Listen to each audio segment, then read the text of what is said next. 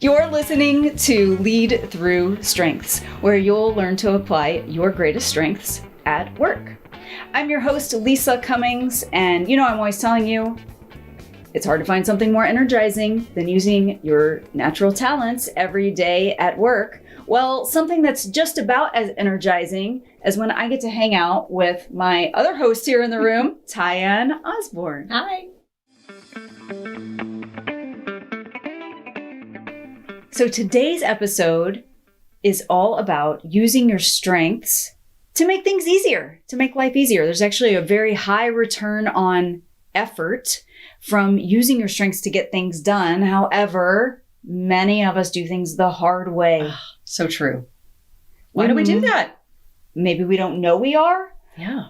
I know that I've done it in my career out of habit. Me too. Where as a younger performer and I wanted to prove myself, I would work the longest hours. I would, you have the stuff to learn. So you have to go through the learning curve part. Right. But then you get in the habit of doing everything through brute force. Yeah. And there comes some time when it doesn't matter if you work 72 hours a day. That isn't the thing that is going to get you to the next level. You have to figure out how to not do it through your hours. Right. Or your hard work. Absolutely. I think you have to really keep an eye on what's the end goal here? What problem am I trying to solve? And am I trying to solve for, I need to work a lot of hours? Or am I trying to solve for actually getting an end product done? But Lisa, it kind of reminds me of when we were in school and we were learning math.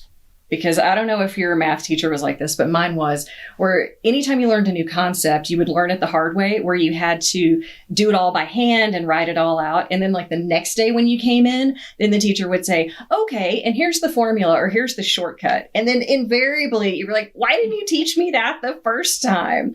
And then there was always some answer about, well, you might be out without a calculator one day. And which no one's ever out without a calculator now. So anyway, but it's just one of those, we can get to the same place and you can get there the hard way or you can get there the easy way.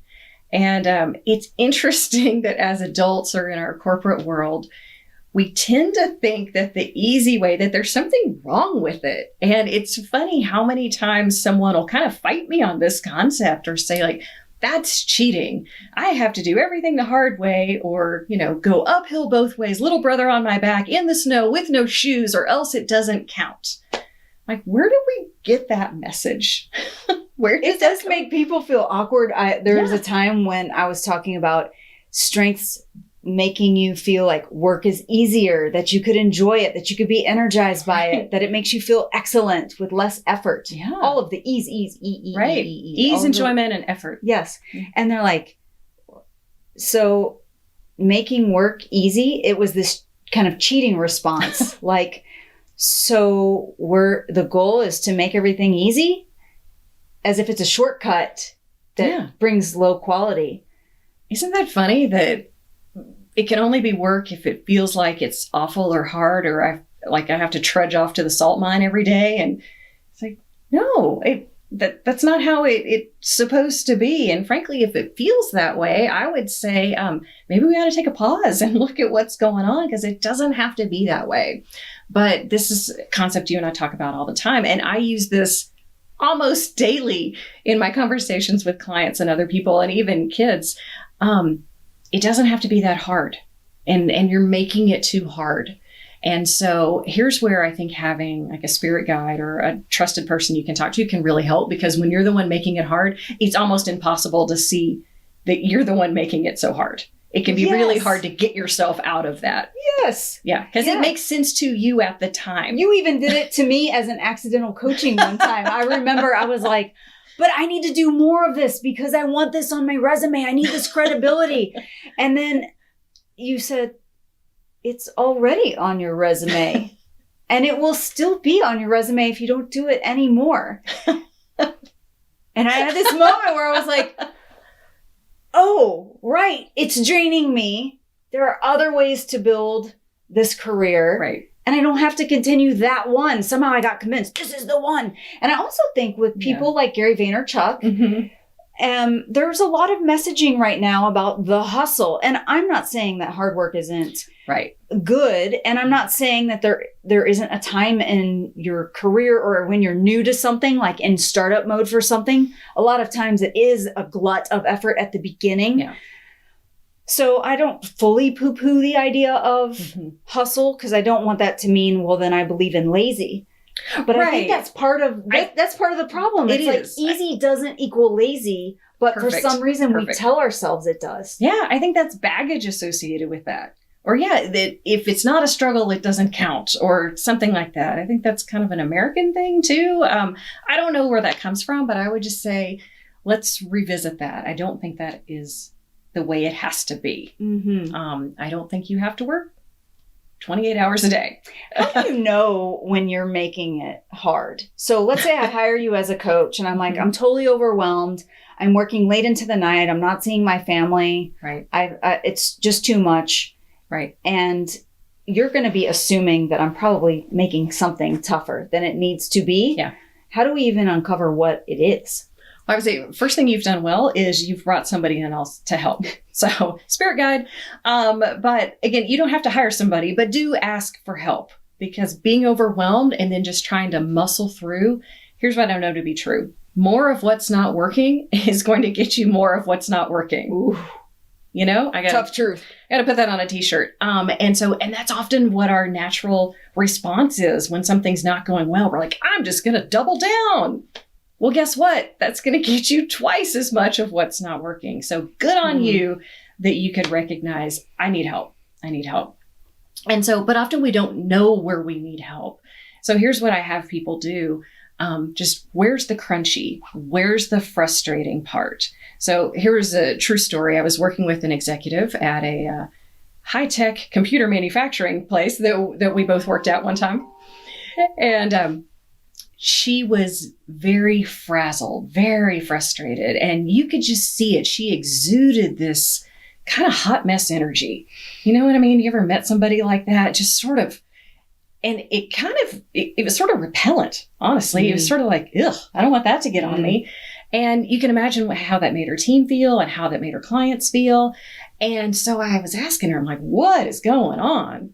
And her first thing she said to me was so funny. She said, I can't get to work early enough. And I thought, oh, maybe we're just looking at I work all the time, something like that. And I said, tell me more about that, which, by the way, is one of my favorite questions. Tell me more about that. Because never assume you know what they're going to say, which I have to tell myself this all the time. Tell me more about that. And she said, whenever I get to work in the morning, people are waiting for me in the parking lot. So they pounce on me when I drive in. I can't even get in the building and set my bag down before people are all over me and everyone is wanting a piece of me. Like there's nothing, I can't even get in the door and I've given myself away. And I thought, oh my gosh, wow, I could write a whole book about that. There's so much there. And so we talked about that. And then I just asked her, what would make your life better?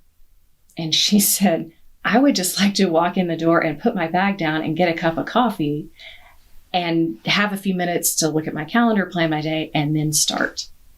And I said, okay, why don't we do that? And so it was a little bit like that, kind of doing it the hard way.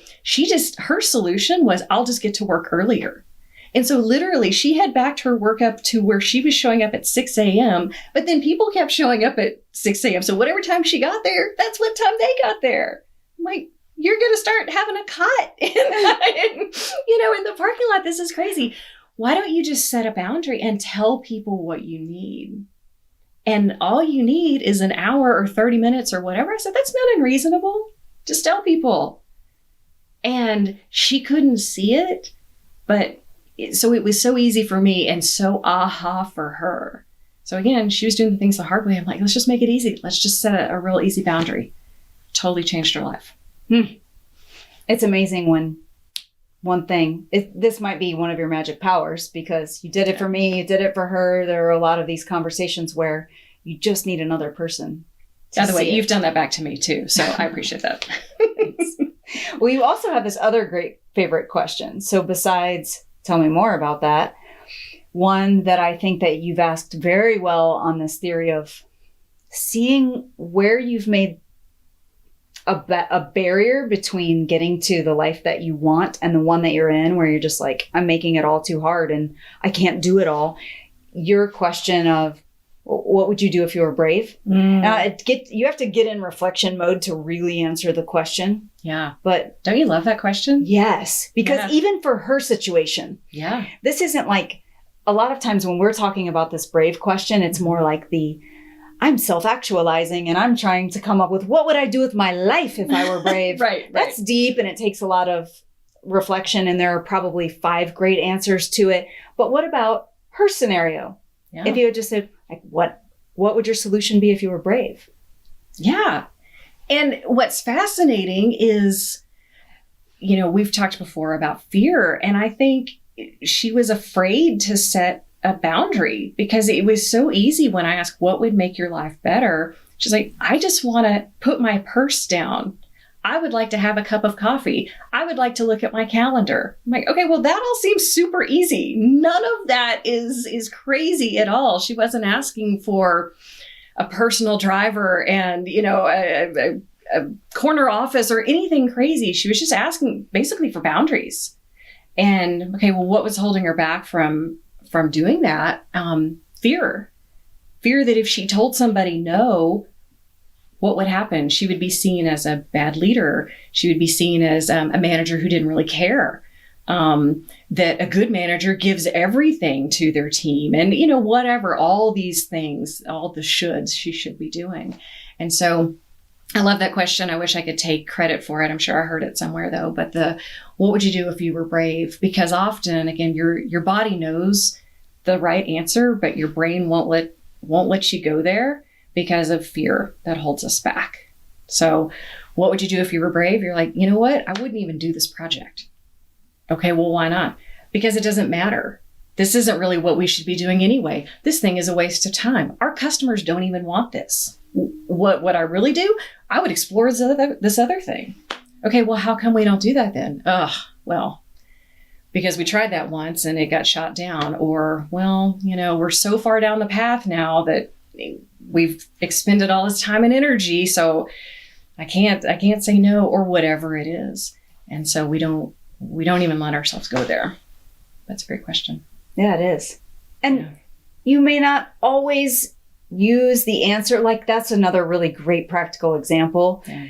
I would scrap the whole project. Well, we go back to this concept of where your personal preferences and your business priorities, that it may or may not align. But if you don't ask yourself the question, you can't discover the action that you could take to explore it. And even if the business decides, no, that project is going to continue, what if by expressing it and thinking through it in a way that is mature and well thought through, who knows, maybe you end up having a conversation with your leader about that project and they go, but Jane's been dying to work on a project like that. So if you want to just get reassigned, if this thing's dragging you down, I'd love to get you over on this one. That's a possible outcome. There's always possibilities, right? And I think sometimes we're afraid. Again, fear underlies all this stuff. We're afraid of what the answer might be. By the way, the answer might be, we just gotta finish it. Yeah. We just gotta finish. Which, by the way, is always going to be the answer if you never ask. Oh, this is like the ultimate sales question. If you don't ask, the answer is no. Right. So you can always ask. Now, there are high risk requests and high risk things to put out there. But I think if you've thought through a process like this, like what am I making too hard? What am I think about business terms. If I'm going to justify something in business terms, what would resonate with my leaders? Well, being efficient, getting a high return on our energy, our effort, our spend. Yeah, absolutely. So if you can find a way to express that, you're more likely to get this new path. Is this something that can help us scale? Is this something that really drives, internal productivity? Could we decrease noise in the system? Could we increase, market penetration? Could we increase customer retention? I mean, there's all kinds of things out there that could be helpful to you. And again, the answer is always going to be no if you don't ask or if you don't think about it. But I think this is actually a really fun, creative question too, that I've seen some teams use as, in a team meeting, not every time, but maybe once a month, ask as a team, what would we do if we were brave as a group? And see what comes up. And, usually there's a big silence at first because it's always hard to be the first one to be like, I think we should ditch that project. Or, you know what? But once you kind of get the ball rolling, it's fascinating. And it's a really cool creative thinking activity. Yeah, it really is. And you could take that thinking activity and layer in strengths very absolutely literally as well, where you could say, how would you apply one of your strengths if you were brave this week? I love that. And then it gets like real practical. I love that. That would be great. And then I might say, oh, well, I would reach out to that colleague in Latin America who is on a team and does a similar role. And I've been wanting to get to know him, but I just haven't taken the initiative and it felt a little awkward. Okay, I'll do that. Make that thing happen. It's interesting. And I'll bring up the relator theme. And that one's a fairly common one. We see that a lot in team top fives. It's one of Gallup's top 5 for their overall database. And that is a particular theme that tends to get shoved aside because it's not an urgent theme, right? You're usually not graded on your performance review for how are your relator skills today. But that one tends to show up high in terms of personal needs, in terms of satisfaction for you. So that could be one of those things that, it's not on my job description to reach out to the guy in Latin America, but that would actually kind of really be satisfying for me. And that would, really help me build that relationship. And yeah, it's going to take a little time and frankly might feel a little bit awkward at first, but that's what I would do if I were brave. Yeah. And what a great way to circle back to this concept of, okay, you're making things too hard. So I can imagine a scenario where that Latin America team, you've been trying to pass your work off and say, hey, look, we've localized it. And they're like, no, you're not localizing anything. You've made some poor translations into Spanish and it's awful. Right. Yeah. And they think you're terrible to work with. And the team's resisting everything you hand off to them. Right. And meanwhile, you have this nice little talent theme relator sitting there waiting in the wings for you to say, going, okay, what would make my life easier? Where am I making it too hard? Well, I'm making it too hard as I'm trying to shove the way everyone else has already done it. And I'm not stopping to say, I have tools in my tool bag right here. Right. My top 5. Right. Yeah. What a great example. You're trying to lead with execution as opposed to a relationship theme when that's your jam. So lean into that. Yeah. And you can even, blame it on us, blame it on the podcast. You can say, hey, I was listening to Ty and Lisa and they said you could kind of lean into one of your themes. So I'm going to try that, even though it feels a little weird. You can use that. And that's a really good intro. And you can be like, okay, it didn't work so well. Okay, fine. You're probably going to be at least back to where you were before. It rarely goes bad. Yeah. Where you should at least ask or try. Just give it a try. Strengths. Again, worst thing that can happen is you're back to where you were. Yeah. So, and again, you get better at things you practice. And so I would keep trying. And, but I would just say if something feels hard in life or crunchy, or you really just feel like, man, why is this so hard? And you hear that oftentimes on teams. I say that. You're like, this shouldn't be this hard. Why is it this hard to get a decision made? Why is it this hard to get this thing approved? That's a really good time to kind of stop and think, yeah, what is going on here? And there is another way to come at this thing where we can lean into our ease, enjoyment, and, effort on and have just a better spend. So that's a really good verbal clue to pick up on. It is.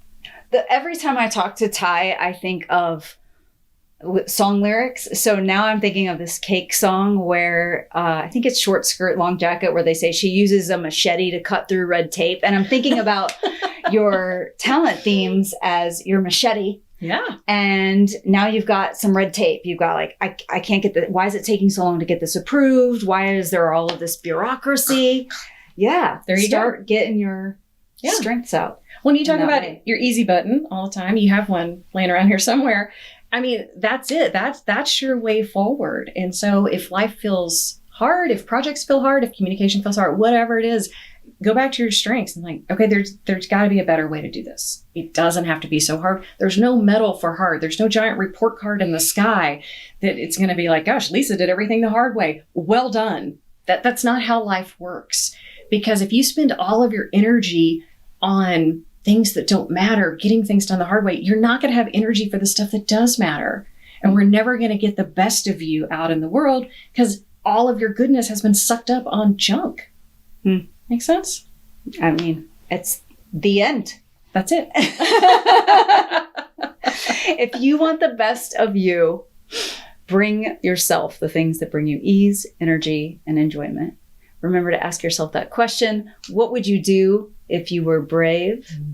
And we'll leave you for, if you feel like you're getting sucked into the junk. I don't know. I just totally botched your saying right there. But this is the way to rethink it. Ask those curious questions and ask yourself, why not me? And why not now? And give them a try.